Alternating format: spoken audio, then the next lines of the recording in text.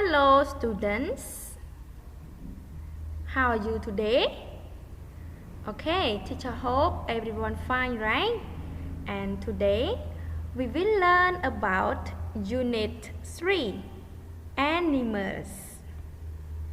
Lesson 1. This is a cat. Okay, now let's read it together. ចាសូមអានទាំងអស់គ្នា Unit 3 Animals Lesson 1 This is a cat Right អញ្ចឹងមេរៀនទី1យើងបានរៀនខ្លះហើយមែនអត់ថ្ងៃនេះយើងនឹងបន្តទៅរៀនចំណុចផ្សេងទៀតនៅក្នុងមេរៀនទី1តោះឥឡូវយើងទៅមើលតើយើងនឹងធ្វើអ្វីជាមួយគ្នាអូខេ Yes Here revise ចាបងប្អូនដឹងអត់ថា revise មានន័យថាម៉េចចាប្រកាសជាដឹងព្រោះអីយើងធ្វើវាជារៀងរាល់មេរៀនមែនអត់គ្រប់មេរៀនទាំងអស់គឺយើងមានធ្វើការរំលឹកអញ្ចឹង revise មានន័យថារំលឹកមេរៀនចាស់ដែលយើងបានរៀនរួចមែនអត់ Okay now let's see What can you see តើបងប្អូនអាចឃើញអីនៅឡើយនេះ Yes good គឺcat right អញ្ចឹងថ្ងៃនេះអ្នកគ្រូចង់រំលឹកអំពីការសរសេរប្រយោគពីសត្វឆ្មាតើយើងសរសេរយ៉ាងម៉េចបើភាសាខ្មែរគេថានេះគឺជាសត្វឆ្មាមួយភាសាអង់គ្លេសគេថាម៉េចបងប្អូនមានចាំអត់អូខេគឺគេថាចាសូមអានជាមួយគ្នា This is a cat អូខេសូមអានម្ដងទៀត This is a cat right ចាអញ្ចឹងបងអាចសរសេរប្រយោគបែបនេះជាមួយរូបភាពឆ្មាបានណា Okay now let's see another picture សូមមើលរូបភាពផ្សេងទៀតអូខេតើនេះគឺជាសត្វអីបងស្គាល់ទេ Good គឺសត្វឆ្កែភាសាអង់គ្លេសគេថាម៉េចអូខេគឺគេថា dog right តោះឥឡូវបងប្អូនសាកថាប្រយោគនឹងមើលភាសាខ្មែរគេថានេះគឺជាសត្វឆ្កែមួយអញ្ចឹងភាសាអង់គ្លេសគេថាម៉េចចាគឺគេថា This is a dog Okay read again This is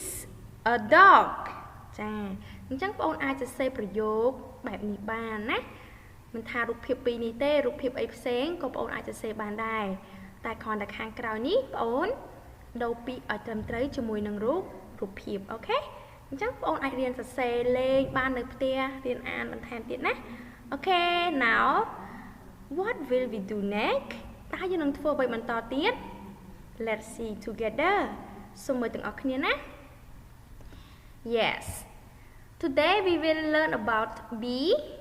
talk about animals យើងនឹងរៀនចំណុច B និយាយអំពីសត្វ textbook page 31បងប្អូនអាចបើកសៀវភៅពុម្ពភាសាអង់គ្លេសរបស់បងប្អូននៅទំព័រទី31បងប្អូននឹងឃើញហើយនៅចំណុចហ្នឹងណាអូខេសូមមើលទាំងអស់គ្នាចាអញ្ចឹងយើងនឹងរៀនសួរជាមួយគ្នាបងប្អូននឹងចេះអានពាក្យនេះហើយមែនទេគេអានថាម៉េចមានបងប្អូនណាចាំអត់អូខេ good គឺយើងអានថា what again what one more time what okay and then is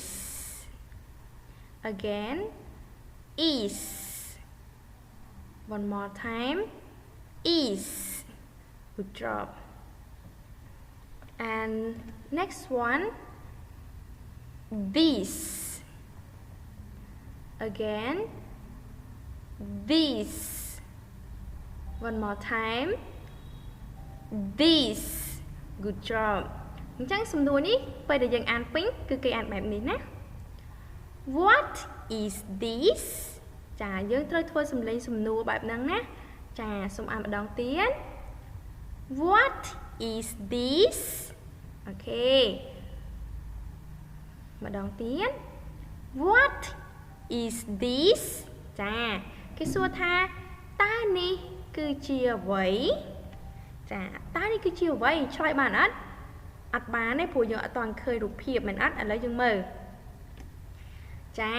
តើនេះគឺជាអ្វីអូនស្គាល់អត់ Yes good គឺ fish right អូខេអញ្ចឹងសំណួរគេសួរថា What is this តើនេះគឺជាអ្វីអញ្ចឹងចម្លើយយើងត្រូវឆ្លើយថាម៉េចទៅចាគឺឆ្លើយចម្លើយដូចយើងសរសេរប្រយោគពីសត្វឆ្កែអីអញ្ចឹងណាគឺយើងត្រូវឆ្លើយថា this ចាសូមអានទាំងអស់គ្នាមើល this is a នេះ yes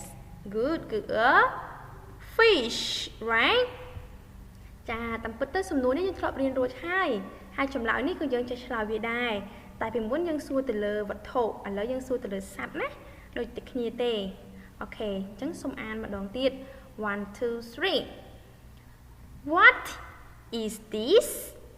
answer This is a fish good job and next one okay now let's read the question together What is this okay what is this okay pig right so answer this is a pig right okay now let's ask again what is this this is a pig okay អញ្ចឹងសម្រាប់សំណួរនេះបងអាចយកទៅសួរមិត្តភ័ក្តិរបស់យើងបានណាបងប្អូនរបស់យើងរៀនសួរនៅផ្ទះបន្ថែមយករូបភាពអីផ្សេងមកបង្ហាញរូបភាពដែលយើងធ្លាប់រៀនជាមួយ teacher ហើយរៀនសួរគាត់ឲ្យគាត់ឆ្លើយអញ្ចឹងមកយើងនឹងកាន់តែចេះអូខេ next one ចាបន្តទៀតនោះគឺ exercise ចាលំហាត់អូខេលំហាត់របស់យើងថ្ងៃនេះគឺធ្វើអី reading ចាបងអូនត្រូវអានអត់មានសរសេរទេថ្ងៃនេះគ្រាន់តែអានឲ្យឈើស្ដាប់ទេអូខេ now let's see our reading together សូមមើលការអានរបស់យើងទាំងអស់គ្នាចានេះ teacher យកក្នុងសៀវភៅពងរបស់យើងណាចំណុច C listen and say អូខេអញ្ចឹងនៅពេលដែលបងអូនអានគឺអានទាំងអស់ណាកន្លែងនេះដែរថាបងអូនត្រូវអានថា see listen and say okay and then Bona hi Rina what is this Rina this is a bird ចាឃើញអត់នេះរូបភាពបូណាគាត់អីគេបូណាគាត់ចង្អុលទៅសត្វឃើញអត់ bird ឃើញ bird អត់ហើយគាត់សួររីណាថានេះគឺជាអ្វីរីណាឆ្លើយថា this is a bird ចាវាគឺជាសត្វបក្សីអញ្ចឹងបងអាចសួរសំណួរផ្សេងពីបក្សីហ្នឹងទៅកាន់មិត្តភ័ក្តិយើងបានដូចគ្នាណាអញ្ចឹងសូមអានជាមួយគ្នាម្ដងទៀត Are you ready ចារួចរាល់នៅ Okay now let's read See Listen and say Bona Hi Rina What is this Rina This is a bird អូខេអញ្ចឹងបងអូនរៀនធ្វើសំឡេងតាម teacher ណាកន្លែងណាសំណួរយើងធ្វើសំឡេងជាសួរណានេះប្រយោគសំណួរគឺមានសញ្ញាសួរនេះហើយពេលយើងឆ្លើយគឺយើងលក្ខណៈឆ្លើយអត់សួរទៀតទេណាអូខេអញ្ចឹងថ្ងៃនេះលំហាត់របស់យើងគឺអានប៉ុណ្្នេះឲ្យឆាស្ដាប់ចាសង្ឃឹមថាបងប្អូនធ្វើវាបានទាំងអស់គ្នាណា and the last one teacher want to say thank you and say goodbye